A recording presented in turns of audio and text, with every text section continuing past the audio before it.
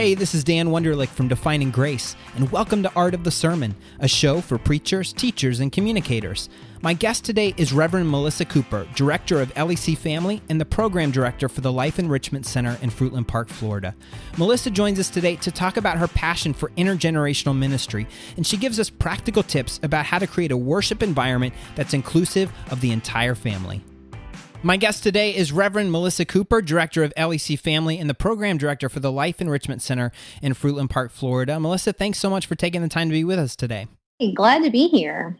Well, can you tell us a little bit about yourself as well as your ministry and its context? Sure. I am actually a Tennessee girl living in Florida. I'm originally from West Tennessee, and I've been a Methodist my whole life. I come from a long line of Methodists. My great-great-great-grandfather was a Methodist Episcopal pastor in Alabama in the 1800s. So there's a little bit of the family business there, but I'm the first one in the family since him. I lived in Tennessee throughout college and then moved to Boston for seminary. And from there, I started my full-time ministry in Eastern North Carolina at a Methodist camp there, all the way on the coast of North Carolina. I was there for about 2.5 years, and now I've been in the Florida conference here at the Life Enrichment Center for about 5 years. The Life Enrichment Center is a Methodist retreat center, and we've been around since about 1979. But until 5 years ago, we never had a program director. So I was brought in to expand the ministry of the Life Enrichment Center in 2011 with the purpose of developing spiritual programs for people, for adults, for families. And so I actually have been able to create something from the ground up, which is pretty exciting and quite terrifying. So that's been the last 5 years of my life is starting out something brand new.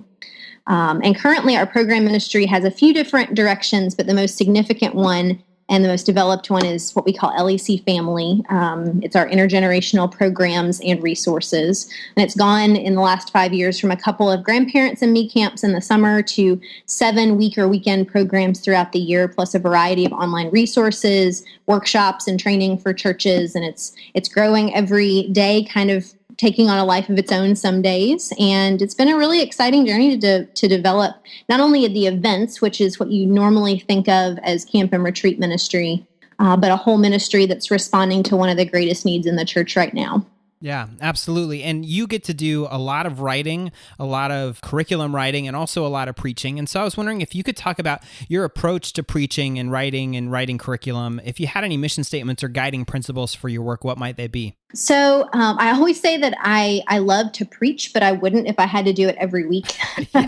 And so I get to be that really helpful person to a lot of my pastor friends and be able to guest preach pretty frequently since I don't have a local church setting that I work in every week. My approach to preaching has changed over the years, and I hope it will continue to change. I hope that's something that develops. But in general, I usually refer to my style as narrative. I have a degree in English literature and a background in journalism, so I guess from the beginning I've had a lot of experience with storytelling, and that's actually one of the most powerful things that happens in a camp and retreat setting as well. So I think my preaching reflects that in an interesting way. So when I put a sermon together, I try to take my listeners on a narrative journey that not only flows from one point on the next, but builds on each previous point. So you won't hear me have three separate, I don't do 3 points in a poem. Right. Because if I do that, I've tried it, and it usually ends up sounding like I should have written 3 different sermons. Yeah. And I also discovered about 6 years ago that I'm a manuscript preacher to the extreme. I used to think that manuscripts were kind of a lesser form of homiletics. Mm-hmm. And I think a lot of preachers actually act like that's the case. I get some side eyes sometimes when I talk about preaching from a manuscript. But I had a professor in seminary. He was the dean of our chapel, Dean Hill, and he preached every week at the Boston University Chapel. So kind of a huge place to be in charge of and to be preaching at every single week. Brilliant guy. He was so intentional and so thoughtful in his interactions with all of us as his students. And he's one of those people that you can just see both pastor and professor equally in. I think it's a gift that you don't see very often. But we got into a conversation in a class where I expressed very strong opinion at the time, and I was prone to strong opinions in my early 20s. And they weren't always well-researched strong opinions. Sure. But I had decided that sermons shouldn't last more than about 15 minutes and that manuscripts did not leave any room for the Holy Spirit. And I told him as much. I don't know why I had the audacity to say that to not only my professor, not only a clergy person, but the dean of our chapel. But I did. And being the pastor that he was, Dean Hill actually very kindly responded that he found that for him, about 22 minutes was exactly the right length for most of his sermons. And that he did, in fact, preach from a manuscript and had for many years. So I kind of crawled into a corner at that point after expressing such a strong opinion against such things. But then he continued in a really, really pastoral way. And he said, Melissa, you have to remember that the Holy Spirit is not only at work when you're preaching the sermon, but also when you're preparing it. Yeah. And you wouldn't want to limit what the Holy Spirit can do you? Yeah. And it was so beautiful the way that he kind of turned my own words around on me and gave me a new way of looking at sermon writing, sermon preparation, and that all has to do with the delivery in a way that I hadn't thought of before. Yeah, absolutely. A couple months ago, we had Adam Weber, who pastors the fastest growing Methodist church, and we talked about how he speaks for 18 to 22 minutes, and he uses notes on a music stand, and it's so outside of kind of the stereotype you would imagine when you think of fastest growing church, but it's really what's authentic for you and what works best. And I think that that's where most people get hung up with manuscripts is they write the way they write and don't learn to write the way they talk. Yeah. And learning to know when to let go of the manuscript too. Just because you're a manuscript preacher doesn't mean you're stuck to it either. So that was just such a real turning point for me. And you can ask my husband; he'll tell you that my preaching totally took a different turn in the best possible way when I started owning the fact that I was a manuscript preacher. Well, one of your great passions in ministry is creating an intergenerational culture within the church. And you've said before the intergenerational culture is about the whole church and not just children. And so can you talk a little bit about how you understand that term and why it's such an important concept for you? Yeah, it's an important concept for me because it's an important concept for the church. I never thought I would be someone whose specialty had to do with things like intergenerational ministry. My calling started out in youth ministry. And to make a very long story short, my first appointment in rural North Carolina at that camp required me, I'll say, to participate in and lead intergenerational camps. And what I ended up seeing, even though I felt like family camp was something we just needed to get through so we could do all of the fun stuff. Yeah. What I ended up seeing was something really, really incredible, and it's something you don't see in your average church. I was getting to watch families of 3 and 4 generations together at camp, playing and worshiping together, and it wasn't this awkward, stressful thing. It was very natural, and I don't think we see that in most of our churches. And so as a result of that experience, result of the job that I was required to do at the time that I came to really, really love, I've actually spent the last 5 or 6 years really investigating why that's so special. Why don't we see that in our churches as often? Why was there something really unique about that? And it turns out that actually is the answer to a lot of the issues that we talk about facing the church today. The statistics that goes out a lot is that 40 to 50% of our youth group graduates. Now, that's not the kids that left at confirmation, but those who make it through our youth groups are leaving at graduation and not coming back. And so a lot of people are asking the question, how do we get them back? Which is a really, really great question. But a smaller group of people in that group is we're asking the question, why did they leave in the first place? So we do need to think about how we regain the engagement of young people, of young adults, young families. But we also have to ask the question, if we had them as part of the church and they were committed members and participants in our church's programs, why did they leave to begin with? And so I find that to be a more important question, one that drives me a lot more, so that we treat more than just the symptoms, getting at the root cause of the issue. And there's a lot of people out there, Holly Allen, Kara Powell and the Fuller Youth Institute, John Roberto with Lifelong Faith Associates, groups like Vibrant Faith Ministries and GenOn Ministries, groups that aren't the ones that you see in the big flashy neon signs with all of the resources out there. But those are the folks who are really digging deep into this question to help us figure out what about a church develops that lifelong faith, or that sticky faith, as you might have heard the phrase before. Yeah. And one of the big reasons we actually have discovered that we see such a sharp departure with young adults is that we've done too good of a job developing children's and youth ministries. Ah, that's interesting. We've poured more resources into faith formation in our young people in the last 50 years or so than ever before. And we've got to celebrate that. I mean, there was a time where children and youth weren't even thought of individually as people in their own right at their own age. And so it's great that we're doing more, but the fact that we have put so much effort into it has ended up creating this huge pendulum swing where we used to think that children's and youth ministry were a supplement to their participation in the larger faith community. So everybody would be together on Sunday morning. That was just sort of an understood thing, that you would engage with the whole church at some point. And then we would supplement that with a children's time, with a Sunday school class, with a youth group, whatever it might be. And so that supplemented something larger. But now we've kind of swung to the point where those age level ministries have become, for a lot of our young people, the entirety of their faith community. Yeah. Youth group is church. Children's church is church. And so they don't ever engage with anyone else except for those ministries. We also know that faith formation is best done in community. And even more specifically, we're finding out that it actually necessitates intergenerational community.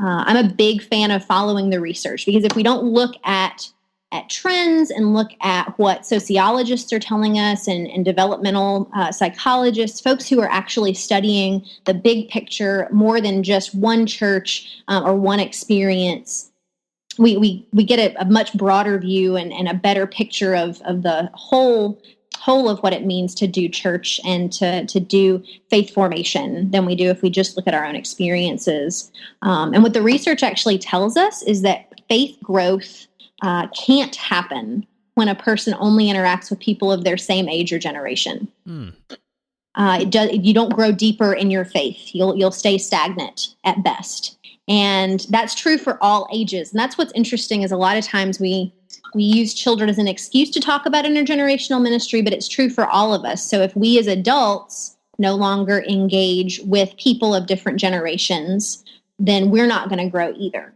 So the kids need us and we need them. And so we as adults have to take the responsibility to continue to develop those relationships with the children of our church, whether we're a committed volunteer and spend time with those groups and with those ministries, or if we're just sitting down the pew from them on Sunday morning. Yeah. So whatever that relationship is, we have to be the ones that seek that out, because that's not the responsibility of children. That's our responsibility as those who are theoretically the leaders in our church. And how have you seen this impact the lives of families in sort of maybe a culture where we don't spend as much time, even with the generations inside our own families? Maybe, grandkids aren't as connected to grandparents anymore. How have you seen bringing them together through the retreats that you've put on or any of your other programming? How have you seen that bear fruit in the lives of the families? So what's really interesting, you're absolutely right in the fact that we don't have those connections even within our nuclear families, much less in our broader church areas. I'll see people come to grandparents and meet grandparents who bring their grandkids, and this is the one time they get to talk about faith all year, because their kids don't take their grandkids to church, but they let them come with them to grandparents and me camp. And so camp particularly creates this sort of third place to be able to do something that they're not able to do on a weekly basis. I had a dad a few years ago bring his daughter to Dad and me, and he told me, he said, "I don't know her. I don't know my daughter." Wow. Because they're always just rushing around, doing all the things, dealing with all the kids. And so I always talk about our programs as being a chance to not have to worry about the day-to-day stuff, where you just get to be with your family. And so camp is a really interesting way to practice what we hope could happen in the home without the day-to-day worries. And so what we see is that families are willing to try things at camp that they might not just jump into at home. There's a story in one of the Sticky Faith books, and I've seen it happen with our folks, that when they went to a camp, for example, they'll do devotions together every morning, and that's something that you have to do at camp. Well, when they come home from camp, the kids are going, can we do devotions every day here like we did at camp? And you'll have parents that have thought, oh, we really ought to do something like this, but are afraid to go out on a limb in that way and say, we're going to do family devotions every day, because that sometimes can come across as imposing or oppressive. Mm-hmm. But when it was tried in this other place that is fun, is clearly meant to be a fun place, then you end up having a more receptive group, particularly when you're dealing with children, but also adults. You have a more reception of that kind of a practice, or implementing something new in your everyday life, because you practiced it in a place where you didn't have to worry about all the other stuff. So that's one of the really, really exciting ways that we see our ability to impact the lives of families, is to give them those practices that we practice for just a weekend or just a week, that they can then take home and end up being a daily practice for them. And that's really one of the powerful things about camp ministry, but even local church ministry, to truly be a place that is set apart, and to be a place where it's okay to try out new things, to create a safe space that can then catalyze change in the lives of the family. That's a beautiful picture and a vision for the church, and certainly something that we can all strive to be a part of. Exactly. I think the core of my call, you'd asked about sort of a guiding principle or a motto or something like that, mission statement. For me, I think that it has become something along the lines of, we're better together. One of the things that I'm so painfully Methodist about is that I love connectionalism. Yeah. I think there's a powerful theological statement in that. And my ministry as a United Methodist deacon, our specific calling is to connect the church and the world. And that word connect has become a huge part of how I understand my calling, in a sense of equipping in a lot of ways. I think we a lot of times think of camps and retreat centers as places where you have mountaintop experiences, where you have very, very dramatic spiritual experiences. And I think that's true. And I think that the core of what we do is an equipping call, because what happens at camp is not necessarily what most impacts the kingdom. What most impacts the kingdom is what happens when people leave, is how what happened to them, with them, for them, around them in that third place is able to impact how they engage the world, their church, their families, when they aren't in that sort of safe space anymore. Yeah. So so camps and retreats are kind of this weird, not really church, but not really world. Yeah. Place that connection starts to happen. When you alluded to this earlier, that there seems to be kind of two primary approaches to involving children in worship, and it's either that you send them out the door to their own worship experience or their own classroom experience, or you give them sort of a 5-minute children's sermon, and then you expect them to sit and be relatively quiet while the entire rest of the service is geared towards adults. And so I was wondering if you could give us some practical steps that we can take to make worship services more inclusive of all ages and generations. I think that last phrase is so important, of being inclusive of all ages and generations, because we assume that because children aren't there and we're doing things that aren't child focused, that this is adult friendly, and that's not always true either. Yeah. And so it's easiest to talk about how we adapt worship in relationship to children, because they are the ones who are most often either disregarded or excluded from our worship spaces. But what we see a lot of times too is when we see churches who begin to look at children and say, we want to be inclusive of children, we want to make worship a child-friendly space, they end up adapting worship to make it more like worship specifically for children. Or they'll create family worship, which is designed for parents with kids. It's usually a desire to reach out to young families, to make them feel comfortable in the worship space as a family together. And these are really great intentions, because many churches don't even think about children at all. But when you think too much about one group, whether it's children or older adults or millennials or anything in between, when you design a worship service specifically for one group of people, no matter what, you've now left out a whole bunch of other people. Yeah, absolutely. The pendulum can swing too far the other direction. Exactly. And I think this is a lot of what the seeker-sensitive movement of the 90s and early 2000s taught us, that we really do need to be reaching out to specific groups of people and engage them in ways that meets their needs, meets them where they are. Wouldn't disagree with that at all.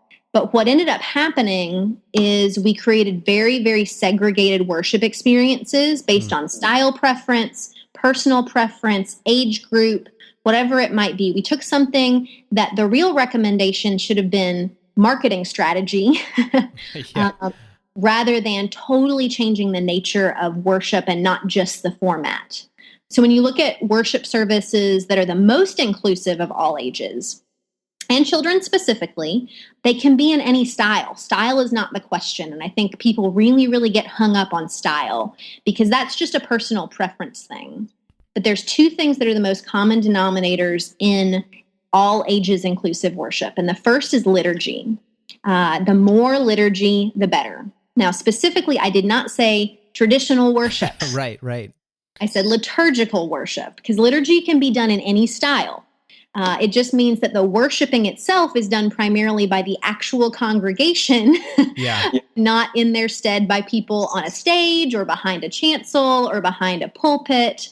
The Christian aerobics we joke about with our right. Catholic and Episcopalian friends, those are actually extremely beneficial, especially for children, especially for young people, because they are always included and always engaged in the actual worship experience.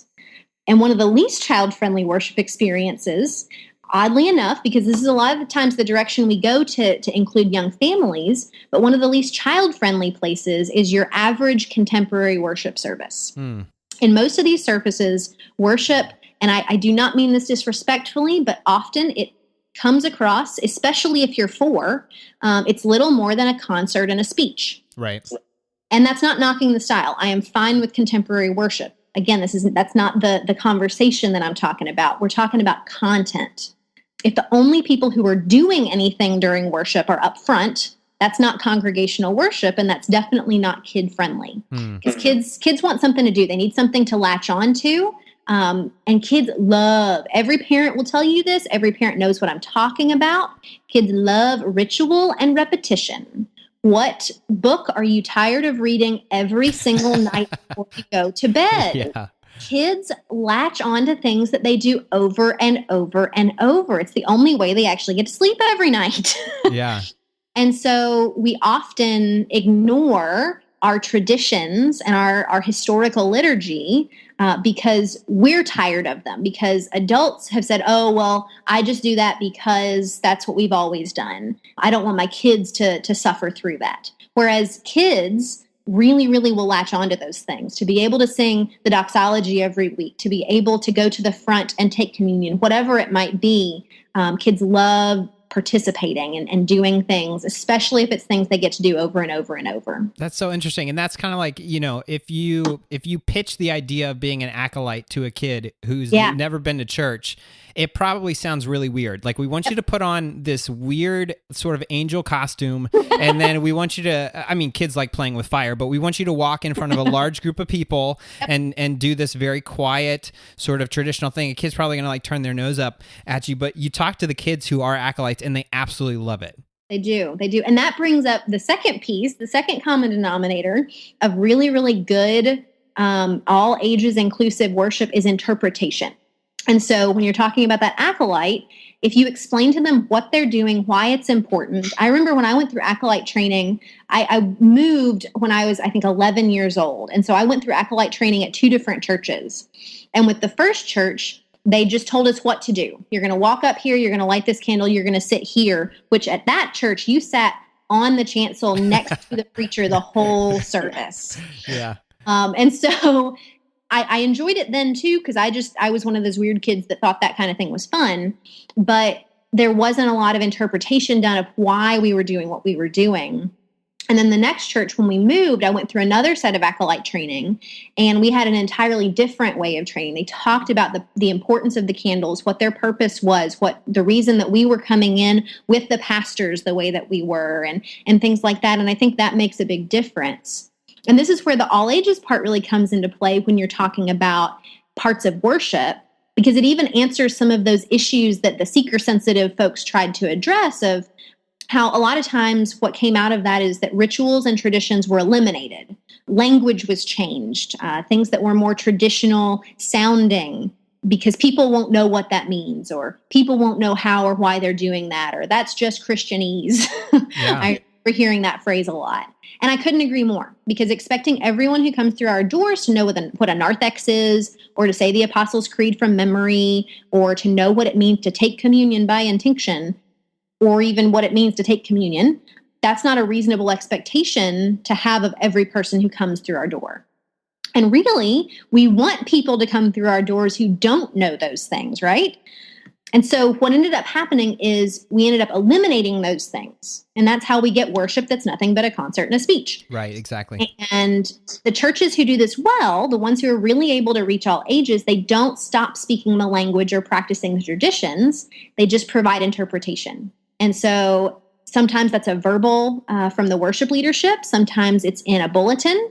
Now, I'm a big fan of going green. I'm a big fan of taking paper out of as many things as we can. But a bulletin is actually still a really important tool for kids and for adults if it's used well, because it helps parents or adults who are with kids sort of do that whole finger pointing as they do when they teach kids to read, to say, this is where we are. This is what we're going to do. Can you find this hymn in the hymnal for me? It gives them a place to be looking forward to what's coming and to know what's going on at each step of the way. That's really interesting. Yeah. And it's also being able to explain what those things are. So sometimes one of my favorite stories, and this is a true story from when I was a kid, is there was always in our bulletin, we always sang this one song every week right after the Apostles' Creed.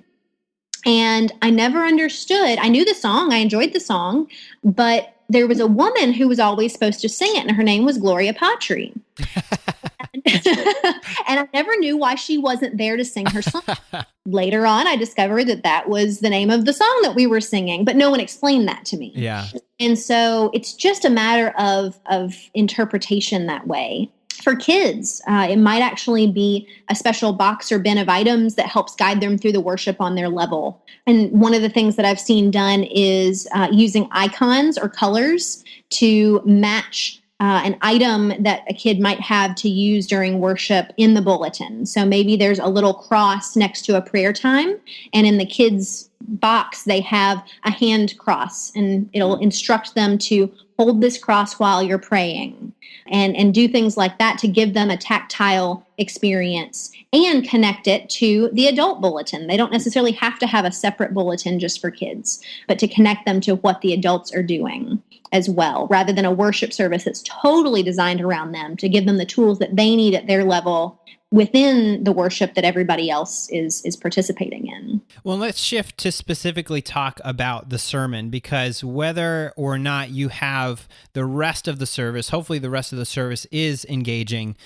We come to this 20 to 45 minute block in the service, and I will admit that whenever I was preaching, I gave zero thought, to kids. And I certainly know there are, preachers out there who maybe give zero thought to senior citizens. They're sort of preaching at the parent level or the young adult level or whatever it is that they're wanting, the age level that they either view themselves, feel they understand the best, or want to grow in the church. So how do you approach a sermon that's accessible to a wider range of folks? It's a really great question, and it's a question I get asked regularly, because I think pastors are terrified of the idea of bringing kids back into worship if they haven't had them there. Yeah. Because there is this idea of how do I reach everybody? How do I really, really reach everybody? And I think that's a good question to ask. And there's two elements, I think, of the sermon that have to be considered to really evaluate how you do that in your context, because it's different in every context. But the first part of the sermon is thinking about the content. And I think that's what makes us nervous is what do I say? What do I say that is going to meet multiple age groups? And I think a lot of times this whole conversation, because I have so many people that will ask me about the intergenerational worship conversation, is it's not necessarily about the content of the service itself, but it gets back to the nature and purpose of worship. I find myself a lot of times having this conversation with people to say, well, what are you there to do anyway? And they have to sit and think about it because they have never fully considered why we have worship. Often we forget that it's an action that people are supposed to do. It's like we talked about. We don't want just the people on the stage that are the only ones that are participating in anything. And when we think about the action of the people, of the gathered body, the purpose of the sermon within that is to inspire them to that action. And so are we using the sermon as a teaching time instead of a preaching time? Is it an in-depth Bible study, or are we actually taking scripture and providing an interpretation and exegesis that inspires and that asks for a response of some sort? And I feel like if we as pastors can't invite responses to the gospel for all ages, if we can't use our preaching to include people of all ages in God's work in some way, then we've missed the gospel. Because Jesus is very, very clear that we all have something to offer, that we all are allowed to come to the foot of the cross, to come to sit in his lap and sit next to him and hear from him.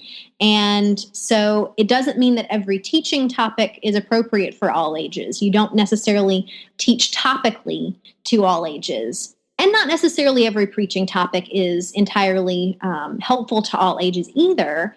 But the Sunday message is something that has historically been the message for the whole gathered body. This is a new thing that we have sent kids out. This is a fairly new concept, and I hope that we haven't drifted so far that we can't remember how to speak to all of our people and to know that even children have something to offer in worship and that we as pastors get to invite them to respond in that way. The second part of it, and this is what's probably more helpful to think about, is the context. Because no matter how good the content is, the context is what allows it to be absorbed well. When we talk about good preaching, good delivery, things like that. And the thing that I will speak to all of our preachers and release you from is that your sermon is not necessarily going to engage kids, and that's okay. It's not about meeting them exactly where they are. It's not about speaking directly to them, because that's where we get dangerously into kid-specific worship, and that's not necessarily what we're looking for. So it's okay if you're not doing a puppet show every week. It's okay if you're not, using a nursery rhyme every week. That's okay. It doesn't mean that you might not want to use some of those elements. Maybe not puppets. I don't know. We may not be there anymore. But think about how you're delivering it in the sense of what surrounds it. So thinking about the placement of the sermon in the worship service. I'm actually, particularly when we're talking about engaging kids, I'm a big fan of the more traditional liturgy that puts the sermon towards the front of the service, because it's going to be easier for a kid who has a small attention span to get through that early and then have things that they can participate in as the service goes on. That's interesting. If they've already been through all of the other liturgy and all that's left is to sit through the sermon, they're going to learn. Yeah. That's hard. That's really hard. And so some of it is acknowledging child development and realizing that we're more able to start off with the harder part. And then, because then we get to participate in all of these other things. So that's one just really, really simple shift is to move that back that way. I also love it because it supports the idea that worship is a response to the message. And so you have all of this time to craft responses to the message that you've given through music, through offering, through liturgy of variety of kinds. There's other ways that, again, don't totally disrupt the way that you're preparing your sermon or constructing worship. One, there's a great book out there called Parenting in the Pew, and it's all about how to help parents guide their kids through worship. One of the things they talk about is giving parents key words that you know you're going to come back to in worship, and inviting the kids to squeeze their parent's hand anytime they hear that key word. So they're listening so that they can participate in that way. And that way parents can know that their kids are listening too, so they better be listening too. One of the other things, a friend of mine, Sarah Miller at Tuskawilla UMC in Castleberry, Florida, she developed a thing she called Sermon Bingo last year during the Advent and Christmas seasons. And she created a bingo card from her sermon. And so she had all of these different words that she knew she was going to say. And as kids came in, they were given bingo cards. And so they were allowed to, as they heard those words preached in the sermon, cross them off. And as soon as they got bingo right in the middle of her sermon, they could jump up and yell it. Oh, that's awesome. That's really cool. And so for 6 weeks, every child in that church listened to every word of every sermon. I don't know how many preachers can claim that kind of a record. Wow. That's cool. And so that's not something you want to do every single week, but that's a fun, short-term thing to bring in there. One of the other favorite things I have is to give kids, sometimes we'll have separate spaces for kids to go during the sermon or during the worship service. I like when it's just during the sermon because then they can participate with their family in the rest of the worship. There's a church that has a separate sort of area towards the front, actually, and they have a space for kids to go with things like Play-Doh and crayons and things that they can color with, all quiet things. And they have the sermon towards the beginning, so the kids go over there during the sermon and they create. They do whatever they want. They can listen if they want to. They're very close to the pastor, actually, while they're doing this. But the first thing that they do after the sermon is the offering. And so for the kids to then move from the play space back to the seats with their parents, they're the first ones who offer. And so they take whatever they've created during the sermon and place it on the altar and then go back to sit with their parents. That's a great idea. That's really cool. It's really cool. And again, it engages them in the liturgy. So those are just a couple little things that, again, none of those things require a drastic change in how you preach or what you preach. It just creates a better context for that engagement. Well, and I know that this conversation is right up the alley of some of our listeners. I can almost just feel right now some people like shouting at their iPhone or Android right now saying, yes, yes, I want more of this. And you actually are putting together a new conference to create a space to have these kinds of conversations and to share these kinds of ideas. It's called Intergenerate. It's planned for June 2017. What would you like to share about the conference and how can interested listeners get more information? Yeah, Intergenerate is a really exciting thing that I am so honored to be a part of. It's a group of folks, actually, a lot of those that I named earlier as being real pioneers in the area of the intergenerational church, like John Roberto, Holly Allen. They've come together with the Institute for Christian Spirituality at Lipscomb University in Nashville and GenOn Ministries. And those are our two big sponsors. And we're going to create what seems to be the first conference that truly addresses the entirety of the intergenerational church, not just family ministry, not just worship, not to promote a specific method or a model of doing this, but to really talk about the need for intergenerational faith formation and how that's best done. And one of the most significant things that makes this conference different is that it's not just a bunch of pastors and church staff leading it. We're actually including academics, sociologists, people who actually study this stuff and how faith is formed and all of the stuff that undergirds everything else that we do, so that we who are practitioners can come together with the people who really study what we're doing and help us figure out how to do what we're doing better. So they can actually go to intergenerateconference.com, or you can find us on Facebook at facebook.com/intergenerate. And there isn't a ton of information out there yet other than things like dates. We've got our keynote speakers up. There are so many plans in the works. And you can see on the website our keynote speakers, read about the concept of the conference itself. And you can see a list of the incredible team of people from the U.S. and Canada who are helping to put together this event. And that'll be June 25th through the 27th at Lipscomb University in Nashville, Tennessee. That's cool. Well, and this episode will come out just a little over a week before the start of Advent, and you direct a really cool project called Picture Advent as part of LECFamily. So what would you like to share about this experience, and if we have listeners or congregations that want to get involved, how can they jump in over this next week?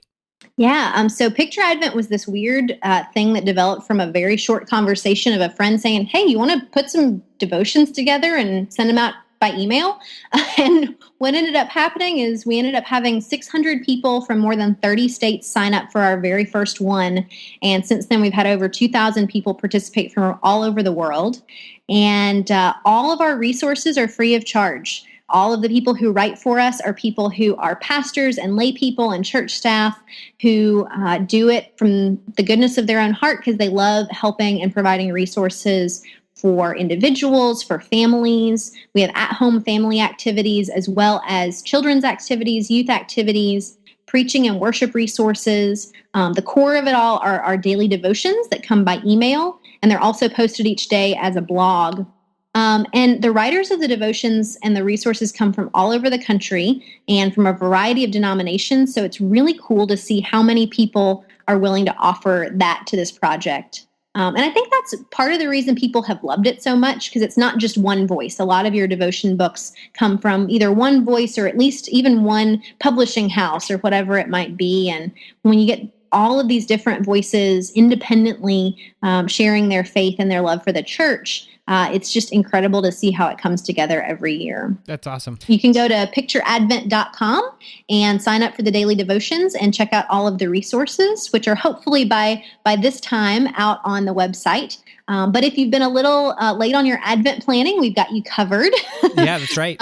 But if you're already ready for Advent, you can also take a look at what's coming up for Lent, because there will also be a Picture Lent again this year. And before we let you go, are there any books or resources that you'd like to share with our listeners? If you really want to dig into the idea of the intergenerational church, I can't recommend anything more than the book Intergenerational Christian Formation. It is what I call the Bible of intergenerational ministry. It really gets into the why of it. It gets into some of the how of it and guides you through how you might vision taking your church on the journey to become more intergenerational.